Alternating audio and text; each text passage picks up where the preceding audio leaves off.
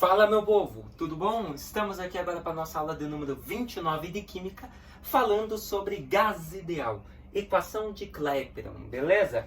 Então, olha só, objetivos, o que é um gás ideal e conhecer a equação de Clapeyron, beleza? Então, olha só, gás ideal. O que é um gás ideal? Vimos na aula passada o que são gases, o que é vapor, vimos as transformações dos gases, transformações gasosas, mas o que é um gás ideal ou um gás perfeito?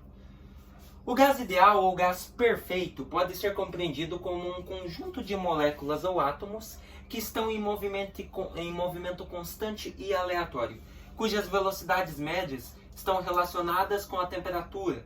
Quanto maior a temperatura do sistema, maior a velocidade das partículas. Então, gás ideal é aquele que existe bastante movimentação aleatória e uma movimentação muito rápida das moléculas e dos átomos envolvidos, que formam esse gás. Beleza? Cujas as velocidades das partículas está relacionado com a temperatura, ou seja, quanto maior a temperatura, maior a velocidade. Beleza? Então, até hoje nunca se chegou a um gás tão ideal, tão perfeito assim, mas estamos procurando chegar, né? Química evoluindo. Então, agora que nós vimos o que é gás ideal, características de gases ideais. Confira então em resumo algumas características dos gases ideais.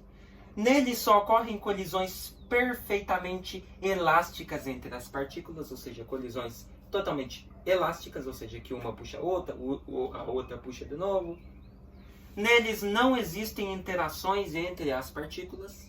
Beleza? As partículas não se juntam formando novos e tal. Não existe interação entre elas. Neles as partículas têm dimensões desprezíveis, ou seja, as dimensões das partículas são desprezadas, não equivalem, não vão para a característica de gases ideais. Um mol de gás ideal ocupa um volume de 22,4 litros, independente de qual gás seja. Isso nós já vimos lá, né? Um mol é igual ao peso do produto, da substância que você quer calcular, aí, seja o que for, e um mol sempre vai ser igual a 22,4 litros, beleza? Sempre isso, 22,4 litros para todo e qualquer tipo de gás, um mol, beleza? Gases reais comportam-se como gases ideais, quando em regimes de baixas pressões e altas temperaturas. Então, baixa pressão, alta temperatura, temos um gás, porém, não são ideais. E grande parte dos gases comporta-se de forma similar aos gases ideais, ou seja, movimentação das partículas e tal, mas para que seja um gás ideal, as partículas têm que estar muito rápidas e em um nível de aleatoriedade de movimentação, ou seja, partícula vindo para cá, para lá, muito alta. Beleza? Ou seja, a velocidade média das partículas tem que ser alta. Beleza? Então tá aí algumas características dos gases ideais. Agora, o que é a equação de Clapeyron? Então olha só, lei dos gases ideais. O estudo dos gases desenvolvido pelos estudiosos, né, que nós vimos lá as transformações, Charles Boyle, Joseph Louis Gay-Lussac, Robert Boyle, né, Boyle-Mariotti. Então, levaram ao surgimento de 3 leis empíricas, usadas para explicar o comportamento de gases ideais em regime de temperatura constante, pressão e volume, respectivamente. Beleza? Que nós vimos lá, isobárica, pressão constante, isovolumétrica seria volume constante, por aí. Juntas essas leis formam a base necessária para o surgimento da lei dos gases ideais, que relaciona o estado termodinâmico inicial de um gás, definido pelas grandezas P1, T1 e V1, com o seu estado termodinâmico final, P2, V2, T2, depois de ter sofrido alguma transformação. Então, antes da transformação, você tem a pressão 1 do gás, P1, você tem o volume 1 do gás, dividido pela temperatura 1 do gás. Isso quando estava começando o processo. O gás tem a sua pressão, volume e temperatura. Mas depois que ocorreu um processo, nós tivemos os resultados finais. Ou seja, a pressão final é outra, P2, o volume V2 é outro e a temperatura T2 é outra. Então é isso que diz que é a equação de Clapeyron. Beleza? Então essa não é a equação de Clapeyron, é a lei do estudo geral dos gases, tá? Ou seja, a pressão, o volume e a temperatura inicial do gás tem que ser igual à pressão, e volume e temperatura final deste gás. Beleza? Daí que entra os exercícios que eu falei que tem lá. Se a temperatura for constante, a equação você tira as temperaturas e fica só o quê? P1 vezes V1 é igual a P2 vezes V2. Beleza?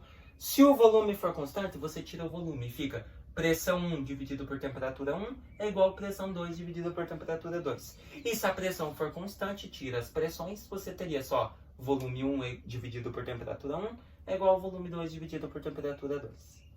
Belezinha? Então, estudo geral dos gases está aí, né? Nós vimos em física também, viu só que fácil? Cai nas duas matérias. Então, olha só. A lei geral dos gases afirma que o produto da pressão pelo volume do gás dividido pela temperatura termodinâmica em Kelvin é igual a uma constante. Essa constante, por sua vez, é descrita pela equação de Clapeyron. Então, olha só. PV sobre T é igual a NR, onde N é um número de mols da substância.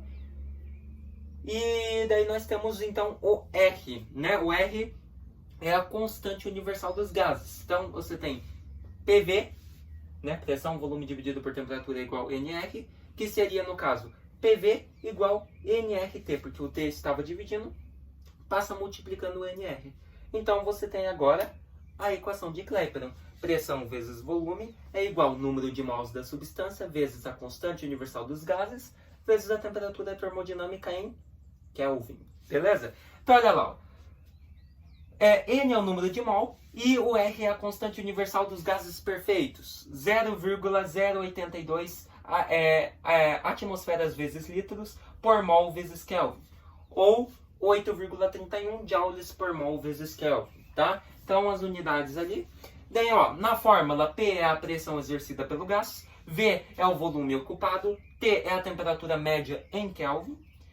A grandeza N refere-se ao número de mols da substância, enquanto o R é a constante universal dos gases ideais, que frequentemente é medida em unidades de ATM vezes L por mol vezes K, ou em joules por mol vezes Kelvin, sendo essa última adotada pelo Sistema Internacional. Beleza? Então tá aí, galerinha. A equação de Clapeyron, partindo disso, que nós vimos a equação e tudo, o que é um gás ideal, que é os nossos objetivos da aula, vamos para os exercícios. Então, olha só.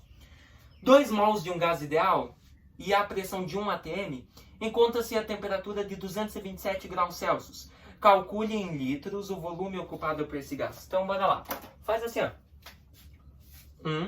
Seria... Qual que é a equação de Clapeyron? Pressão vezes volume é igual ao número de mol vezes a constante universal vezes a temperatura. Então, PV igual nRT. O que você tem? Pressão, você tem 1 atm. O volume. O volume eu não tenho, eu quero descobrir. Então, fica aqui, ó, vezes V. 1 vezes V é igual. O número de mols. Qual que é o número de mols desse gás? 2 mols. Então, 2 no lugar do N. Vezes a constante universal dos gases, 0,082, que é a constante universal.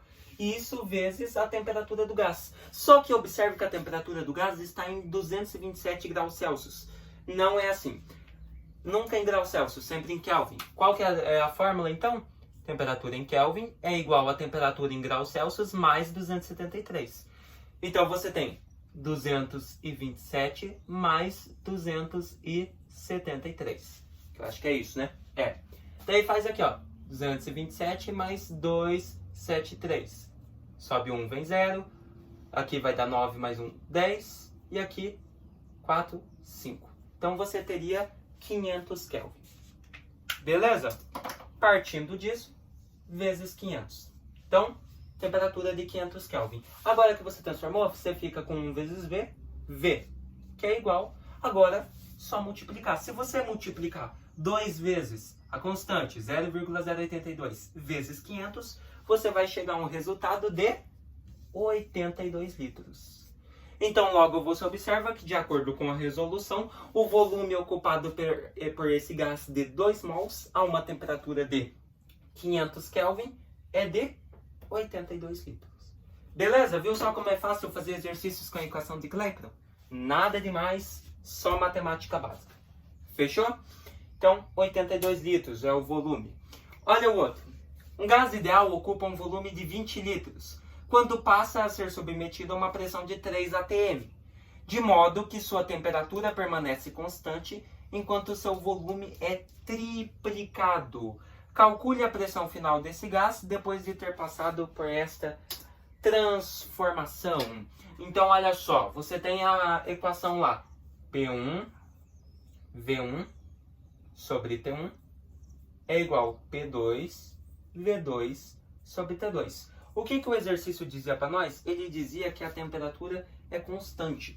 Então, você pode tirar ela e ficar só com P1, V1 é igual a P2, V2. Daí você tem a pressão 1 do gás é 3 atm. Então, no lugar de P1 vem 3. Vezes o volume inicial do gás, 20 litros. Então, 20. Que é igual... Agora você observa que o volume desse gás no final é triplicado. Então, você teria 20 vezes 3. 20 vezes 3, 60. Então, a pressão 2 desse gás, 60 atm. O volume 2 desse gás é 60, né? Perdão. Aqui, ó. Pressão 2 é o que nós queremos descobrir, a pressão final, vezes o volume final do gás, 60 atm. Porque eu dizia o exercício, ó. Enquanto a temperatura permanece constante, o seu volume é triplicado. Beleza? Partindo disso, só você fazer aqui, ó.